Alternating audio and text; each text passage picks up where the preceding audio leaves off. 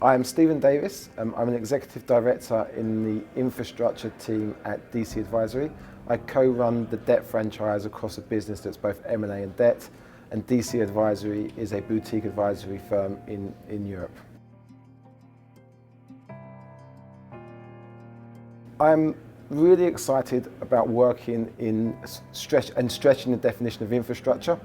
And looking at more core plus assets. And historically, the types of transactions that I've done in that space is TCR, is SFACT, is Amewa, and I'm looking at businesses that are not obviously infrastructure, but being able to position them into the debt markets and get a good outcome from my clients.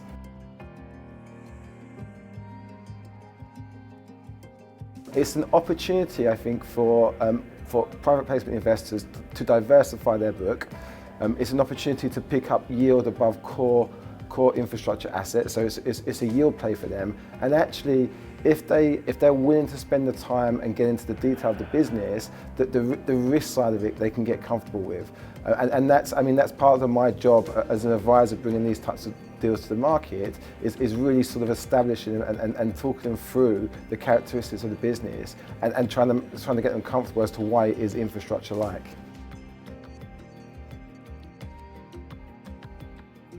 It's a very similar story to that on the equity side, where it's an asset class that historically equity investors have not looked at from an infrastructure perspective. Now that they've started to look at those asset classes, it means also, as an equity investor, they want to lock in long-dated debt, and that naturally means coming to the private placement markets. Now, these types of assets, as I mentioned before, that there is yield in these assets, but also, maybe more importantly, it gives them the opportunity to invest in businesses that they would never normally see.